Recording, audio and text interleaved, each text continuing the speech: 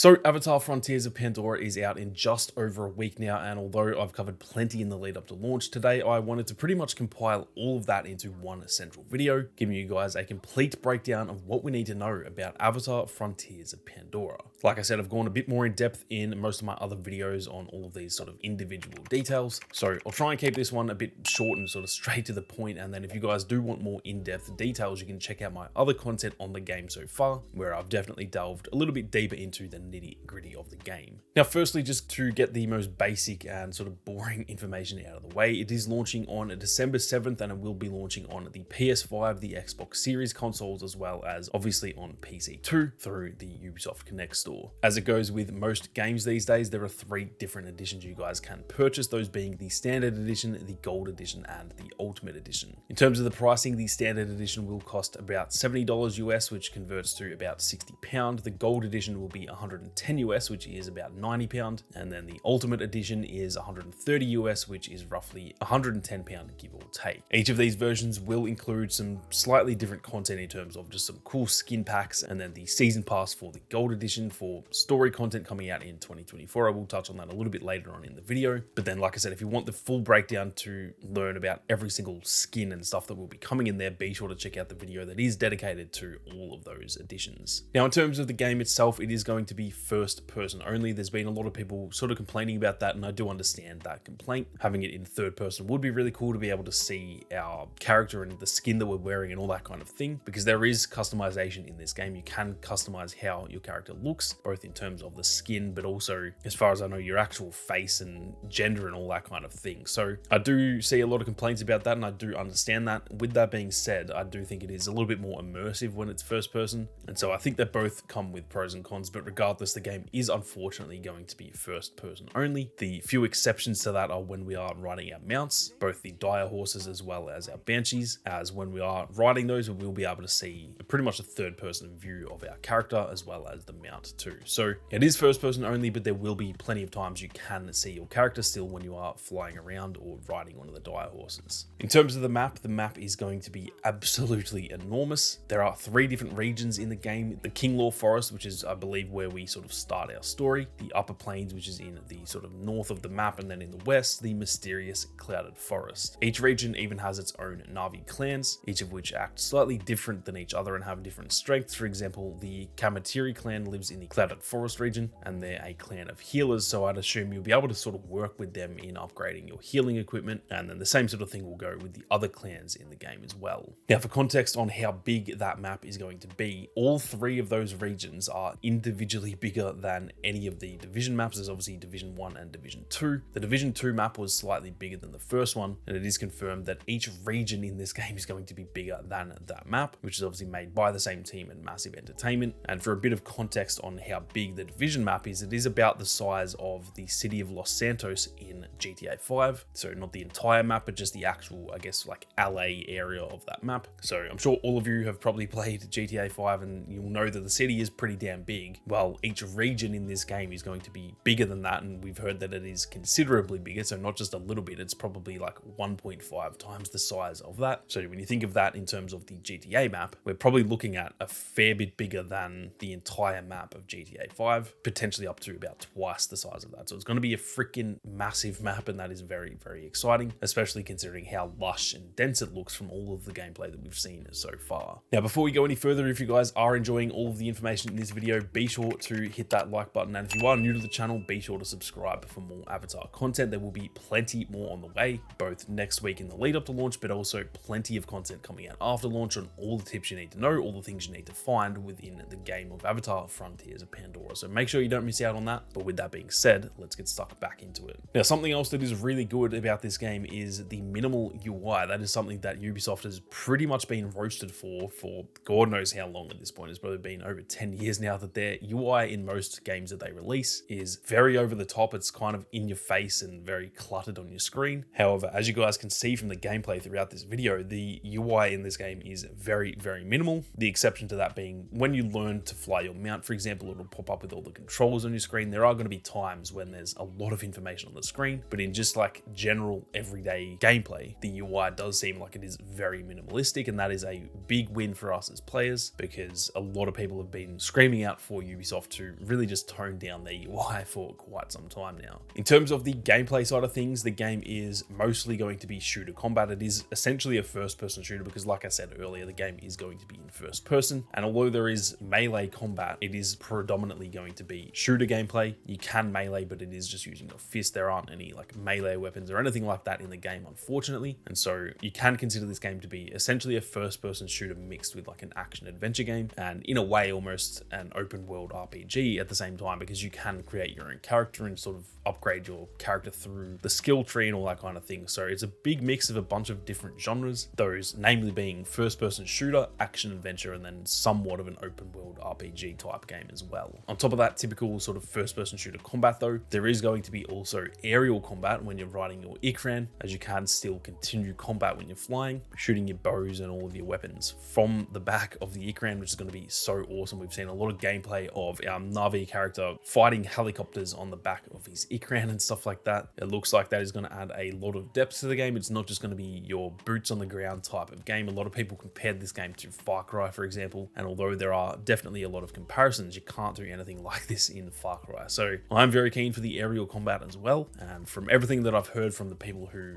were able to play the game early, apparently the aerial combat does handle really well, and that is obviously very good to hear. Now, still touching on the combat, who we will be using that combat against essentially is the RDA, or the Resource Development Administration. Essentially, they are just the humans and their mechs, otherwise known as the AMP units, and these guys are here on Pandora to pretty much extract resources and sort of take control of the planet. It's pretty much the same storyline that we've seen in the movies, where essentially us as humans are like invading Pandora, and we are realistically seen as the bad guys on that planet of Pandora. Now, one element of the game that will add to your combat is your Na'vi senses. This is sort of a similar mechanic to, say, Eagle Eye in Assassin's Creed. It gives you the ability to almost see through walls and get a little bit of extra sense and awareness of your surroundings. You can use this to target enemies and even just find specific items or materials to use to your advantage. And so if you guys have played a lot of Assassin's Creed, you'll be completely used to this, and I'm sure we'll all be using this to our advantage to make sure we can take out all of the RDA units in the easiest way possible. Somewhere that we are probably going to be making the most of those Na'vi sensors is in the outposts that are pretty much scattered throughout the map. Once again, a similar sort of system to how it is in Far Cry. There are a bunch of outposts, and it is really beneficial for you to take them out throughout your playtime. The story behind these outposts in this game is that this is pretty much where the RDA are extracting resources, whether that be mining or harvesting plants and all that kind of thing. And something cool that really adds to the story is that in those regions, wherever the outposts are going to be, as you get closer and closer to that outpost, you'll notice that the, I guess, wildlife and just the surrounding area in general is kind of dying off because of what the RDA is doing. Most of the gameplay we see in terms of just exploring the forest, it's obviously very lush and very, very vibrant and colorful. Yet in these regions, it is going to be a lot more bland and sort of dead in a way. So something cool that happens when you take out these outposts is that Pandora will actually start to heal. And as you come back and visit that outpost later on throughout the game, all of the plants and all of the fauna and stuff like that is going to be back in that area. The grass is going to be greener, and the pollution from that outpost has essentially gone away. So that is a cool touch that adds to the story quite a bit and is going to make it even more exciting to take out all of these outposts and sort of begin to heal Pandora. Still touching on those outposts, something that is also pretty cool is that when you get to level 20, which I believe is the max level in the game, as well as when you have finished the main storyline, that will then spawn in hardcore fortresses once you have finished the game, like I said, that will pretty much replace these outposts, and they will be a lot more hardcore in terms of more enemies, more difficulty, and it will give us a little bit more replayability there, to where all of these outposts are pretty much just respawned and they come back even harder than they did originally. So that is really good for replayability. If you finish the main story and you still want to continue upgrading your character, for example, continue exploring the rest of the planet, there is going to be stuff to do. It's not like if you take out all of those outposts during the main storyline, then you'll have nothing to do afterwards. They will respawn and they will actually be even harder than they were originally. Now, speaking of replayability, something else that is really, really cool with this game is that it's obviously a single player game. You can play this completely on your own, but you do also have the option to actually do 2-player co-op with this game and do an entire playthrough with one of your friends, playing from the very beginning to the very end, and you can actually save along the way, and it will save at the same point for both players. And that is definitely something that I'm very excited about. Not only can you play the game and, you know, engage in that combat with a friend, you can also even switch items between each player. So they might have a skin that you really like and they don't really want it, well, you guys can switch skins and all of your resources and stuff within the game. So that is also a really cool touch, and I think a lot of people are going to have a lot of fun with the co-op elements of this game. Now, touching on that customization, because like I said, you can switch like outfits and all that kind of thing. There is customization in this game, even though, like I said, it is a first-person game. You can customize your character. I believe at the beginning of the game, you pretty much set up how your character looks. But then on top of that, throughout the game, there are plenty of different skins and stuff you can equip. And that is not only for your character, but you can also put some level of outfit on your Ikran. And I know that may sound a little bit dumb. It's not so much a full-on outfit for the Ikran. It is mostly just a bit of armor on their head, as well as I think like a saddle and stuff like that. And there is also a level of customization when it comes to the weapons as well. There are a few pre-order skins, for example, that change the way that your bow looks. So the customization in this game seems like it is going to be pretty solid, especially considering it is a first-person game. Now, something that goes really well with that customization is photo mode as well. So obviously it's going to kind of suck that we can't see our character at all times, but something that we can make the most of when it comes to the customization is taking some really cool screenshots through the use of that photo mode. It has become a really big thing in a lot of big single-player games lately. A lot of people are really enjoying taking some really cool screenshots of their characters, and especially for me as a creator, that is also very handy, being able to get screenshots for thumbnails and stuff like that. So if you guys are interested in that side of the game, taking some cool screenshots and just being a bit more creative, then you will be happy to know that photo mode is confirmed to be in the game. Unfortunately, a big feature that is confirmed to not be coming, at least not at launch. They may add this down the line, but they have confirmed that at launch it won't be there, and this is New Game Plus. Now, that is a big sort of downside for me personally. I'm a big fan of New Game Plus in any game that I play, but unfortunately, New Game Plus will not be coming to the game, at least not as of right now. They may change their mind on that, but I dare say that that will not be the case, unfortunately. So be sure to just keep that in mind. Now, touching a little bit more on the customization of things, this is more so to do with the customization of actual equipment and stuff like that. And this is the fact that you can upgrade your character through multiple different avenues, most namely being the skill tree, but there is also going to be a crafting and sort of upgrade system pretty similar to Far Cry, where you can harvest certain plants and materials, you can hunt animals for their resources, and you can use it all to upgrade both your health, your weapons, and also just your general gear, being able to carry more stuff and all that kind of thing. So there is sort of that cosmetic customization, which is always fun, but there is also customization in terms of being able to upgrade